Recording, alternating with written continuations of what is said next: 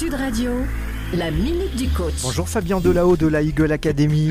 Bonjour Pablo de Sud Radio. Tu vas bien ? Très bien, et toi ? Oui, quelle est ta définition de la grâce ? C'est quoi être gracieux ?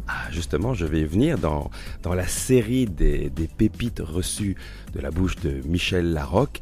Il y en a une qui concerne la grâce. Elle distingue l'acteur qui est adroit, qui fait preuve d'adresse, de l'acteur qui a la grâce. Moi, de nouveau, je transpose.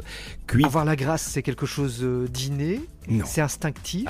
Alors, peut-être certains l'ont-ils d'instinct, mais tu le verras, elle donne des éléments très concrets. Est-ce que ça va de pair avec le charisme ?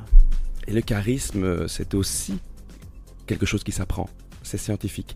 Tu peux devenir charismatique. Tu peux le devenir si tel est ton choix et que tu es prêt à consentir énormément d'efforts pour ça. Tu sais que Jacques Brel disait que le talent, ça n'existe pas. Le talent, c'est d'avoir envie de faire quelque chose. Il y a quelque temps, je voyais l'interview d'un pianiste virtuose, Sifa. Je ne sais pas si on prononce correctement d'ailleurs.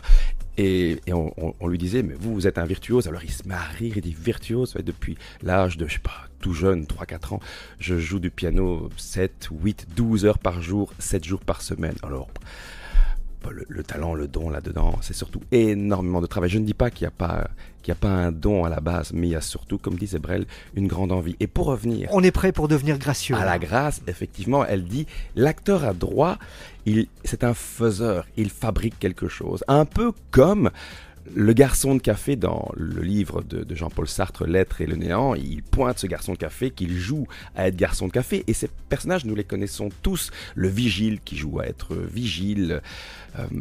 Et peut-être nous-mêmes, nous jouons certains rôles et souvent très très mal. L'acteur qui a la grâce, il n'est pas dans le faire, il est dans l'être. Il y a des chanteurs, tu les connais tous, qui fabriquent des émotions. Ils ne dupent pas grand monde, en tout cas moi ils ne me dupent pas.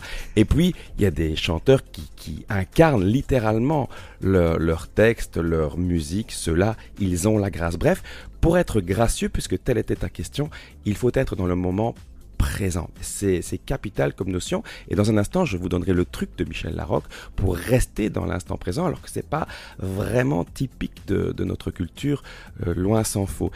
Elle dit, et tel est le truc, pensez à ce que vous venez de faire, pensez à ce que vous êtes en train de faire, et pensez à ce que vous voulez faire. Pensez à ce que vous venez de faire, pensez à ce que vous êtes en train de faire, et pensez à ce que vous allez faire. Et elle ajoute que les acteurs qui touchent systématiquement tous les publics, et il ne faut pas de deuxième prise avec eux, et qui sont toujours dans l'instant présent, absolument toujours, ce sont les animaux, bien sûr.